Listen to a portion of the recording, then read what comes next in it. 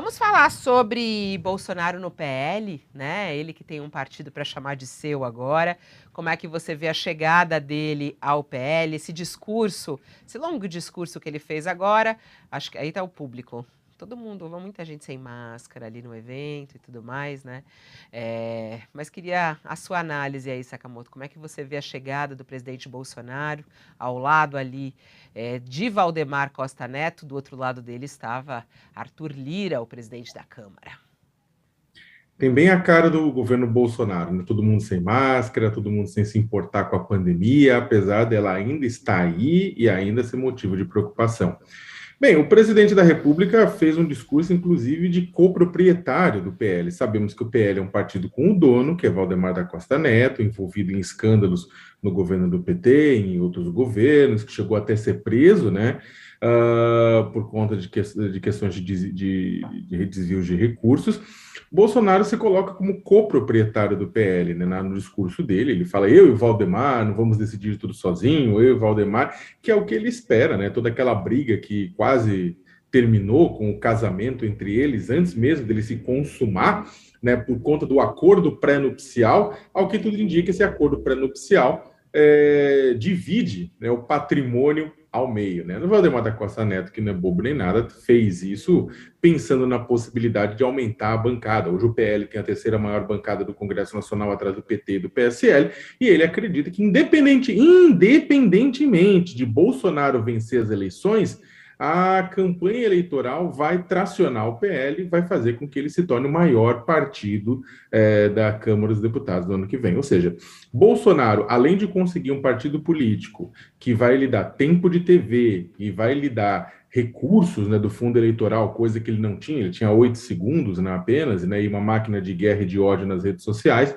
Agora ele vai ter um partido com recursos, que provavelmente vai se coligar com outros partidos, né, pode se coligar com o PP, né, de Ciro Nogueira, né, com o de Arthur Lira, pode se coligar com republicanos da Igreja Universal do Reino de Deus, pode se coligar inclusive com o PTB, que anda meio estremecido com o presidente, porque o pessoal ficou meio irritado com ele recentemente, mas também pode se coligar dando um tempo de TV grande, recurso ao presidente, o que ele vai precisar, afinal de contas. Bolsonaro não é mais aquela novidade, né, que prometia combater a corrupção e que trouxe a palavra rachadinha para dentro do vocabulário nacional, que prometia combater a fome e gerou mais de 20 milhões de famintos, e que prometia combater, né, a desigualdade, a pobreza, né, e o que a gente tem visto é uma situação de calamidade. Agora, é claro que tudo isso depende de ver como é que vai ser agora os acertos estaduais, né? O PL tem relacionamentos com outros partidos mais à esquerda em outros lugares do Brasil. Eles falaram que abririam mão para a chegada de Bolsonaro. Agora, vamos ver na vida real. E tem essa questão, né? Hoje a gente estava entrevistando o Marcelo Ramos aqui, né, Sakamoto, que é o vice-presidente da Câmara, ele que é do PL, ele vai sair do PL, deu super a entender, ele falou assim, eu não quero hoje estragar a festa do meu partido está em festa, disse ele, mas eu já não me reconheço mais. Ele falou assim, eu não tenho como ficar num partido que vá defender o governo Bolsonaro. É curioso isso, né, como integrantes do partido não o aceitam, alguns o recebem com festa, outros vão deixar o partido. Há uma divergência dentro do próprio partido, né? O deputado Marcelo Ramos tem demonstrado ao longo dos anos, né, uma firmeza, né, em posições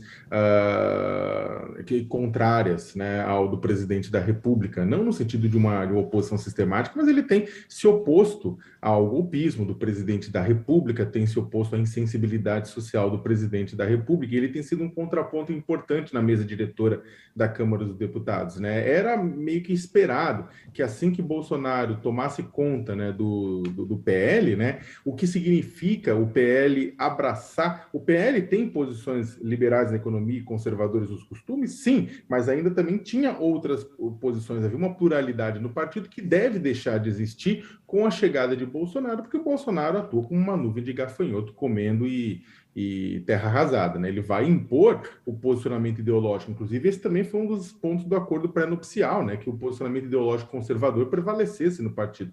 E aí, pessoas como Marcelo Ramos, né? Que contam com senso crítico, com tudo isso mais, devem pedir o chapéu para sair. Mas O PL vai ter uma dança de cadeiras, vai ter entrada e saída, porque ao mesmo tempo que pessoas que discordam da visão autoritária, né, de Bolsonaro devem pegar o chapéu e ir para outros partidos na janela de transferência partidária, outras pessoas de outros partidos que se identificam com o bolsonarismo devem migrar para o PL. O PSL, partido pelo qual o Jair Bolsonaro se elegeu em 2018 e do qual ele saiu em 2019, tem muita gente lá dentro que deve migrar. O próprio filho do presidente, outro dos filhos, Eduardo Bolsonaro, deputado federal, deixou essa possibilidade aberta de migração, entre outras personalidades que estão lá dentro. Ou seja, vai ter um entra e sai do PL.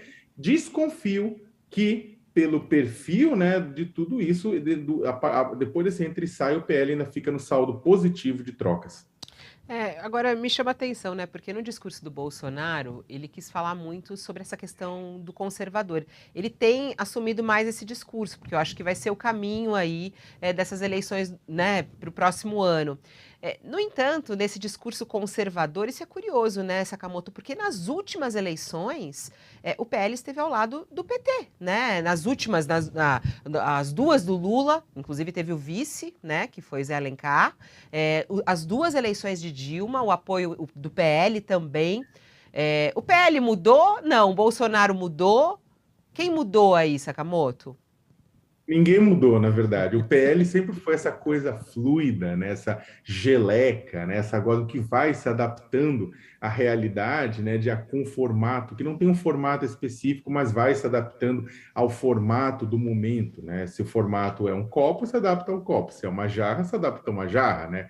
Então, aquele conteúdo vai se adaptar à necessidade do momento, né? É claro que isso também garante que exista existisse uma certa pluralidade, mas o grosso do partido, por isso que se discute que ele é tão fisiológico, partidos como o PP, como o PL, como republicanos, entre outros partidos, que eles acabam se adaptando às necessidades em troca de cargos, em troca de verbas, mirando a manutenção deles no poder. É por isso que o pessoal brinca que o Centrão, se há governo, sou a favor. E aí ele se adapta às necessidades de plantão. É claro que algumas pessoas vão ficar extremamente irritadas, porque acham que é um absurdo apoiar a agenda ultraconservadora do presidente da República, né? E aí esse pessoal sai com o Marcelo Ramos, o vice-presidente da Câmara dos Deputados. Só que, infelizmente, e Bolsonaro também não mudou. Bolsonaro volta para o Centrão, de onde ele nunca, na verdade, saiu de coração. A diferença é que Bolsonaro nunca foi uma figura central no Centrão. Tanto é que, enquanto grandes partidos do Centrão se locupletavam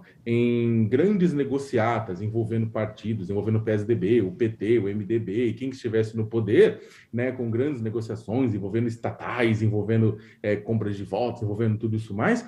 No caso do Bolsonaro, que era uma figura irrelevante lateral do Congresso Nacional, ele se locupletava, ele se satisfazia recolhendo o salário dos servidores e dos gabinetes dele e de sua família. Né? Então, a rachadinha, essa coisa ridícula, essa corrupção ridícula, né? Ela aconteceu exatamente porque o Bolsonaro não tinha acesso à chave do cofre. Agora tem, e aí a gente vem o Bolsolão e como que ele compra votos dos parlamentares distribuindo dinheiro. Bolsonaro volta ao seu lugar de origem, né? A sua natureza, aquela coisa amorfa. Bolsonaro, inclusive, ele está fazendo hoje isso. Se vocês forem assistir, deem uma assistida para quem tiver estômago nesse evento. Ele tem um caráter religioso, Deus está sendo citado, apesar de provavelmente não compactuar com o que acontece lá dentro.